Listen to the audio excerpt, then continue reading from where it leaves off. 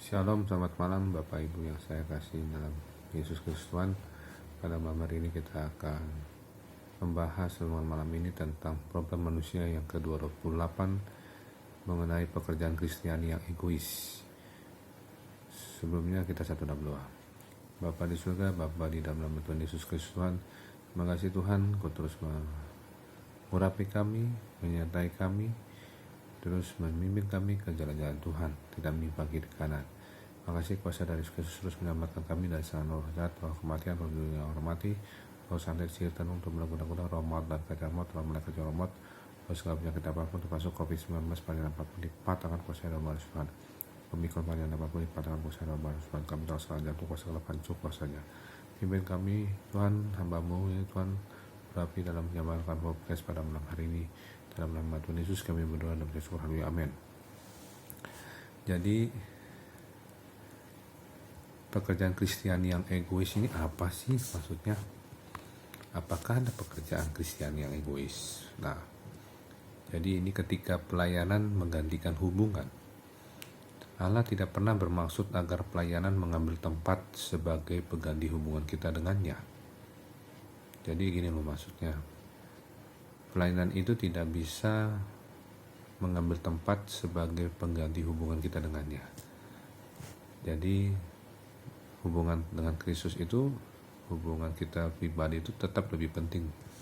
Intinya itu. Pelayanan tidak boleh menjadi suatu berhala dalam kehidupan kita. Jadi ibaratnya sama seperti anak kecil merajuk dia ketika mainan-mainannya diambil. Demikian juga orang-orang Kristen merajuk ketika sementara Allah mengambil pelayanan mereka. Kita harus selalu menjadikan Tuhan sebagai hal yang paling penting di dalam kehidupan kita. Dan sasaran pertama yang kita kejar dalam kehidupan. Ya. Ini contohnya ada di jemaah di Efesus yang begitu sangat sibuk mengerjakan pekerjaan Tuhan sehingga mereka mengabaikan hubungan mereka dengannya. Kita baca di Wahyu 2 ayat 1-4. Tuliskanlah kepada malaikat jemaat di Efesus, inilah firman Dia yang memegang ketujuh bintang itu di tangan kanannya dan berjalan di antara ketujuh kaki di emas itu. Aku tahu segala pekerjaanmu, baik jerih payahmu maupun ketekunan-mu. Aku tahu bahwa engkau tidak dapat sabar terhadap orang-orang jahat, bahwa engkau telah mencobai mereka yang menyebut dirinya rasul, tapi yang sebenarnya tidak demikian, bahwa engkau telah mendapati mereka pendusta, dan engkau tetap sabar dan menderita oleh karena namaku, dan engkau tidak mengenal lelah. Namun demikian aku mencela engkau karena engkau telah meninggalkan kasihmu yang semula. Jadi kalau kita melakukan pelayanan lebih daripada hubungan kita dengan Tuhan, akan dicela Tuhan, dan oleh karena itu kita harus bertobat ya. Karena kita telah meninggalkan kasihmu yang semula.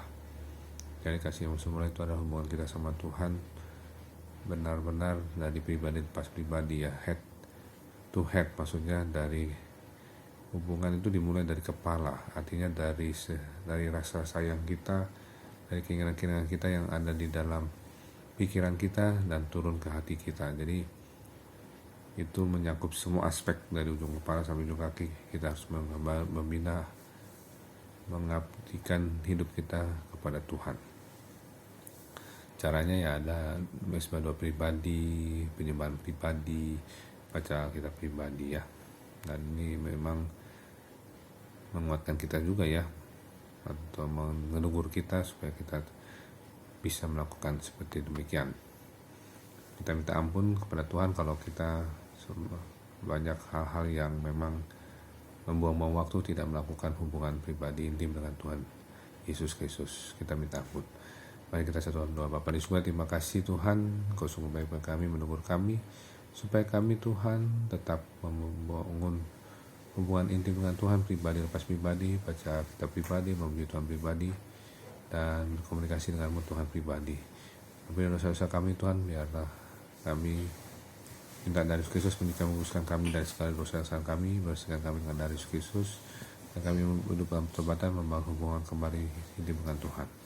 Berikan kami tidur nyenyak, bangunkan kami besok pagi jam 4 jam 5 dengan tubuh disegarkan, dan kami mohon Allah Roh Kudus menguasai alam sadar bawah sadar kami dan tidur nyenyak kami, tolak roh kematian, henti nafas, henti jantung, kematian muda, roh demam, sakit penyakit, sakit perut, mimpi buruk, ikat, hancurkan kuasa dalam Tuhan Yesus Kristus Tuhan. Dalam nama Bapa, Anak, Roh Kudus, Tuhan Yesus Kristus kami berdoa. Amin, amin, amin. Terima kasih Tuhan Yesus berkati. Shalom.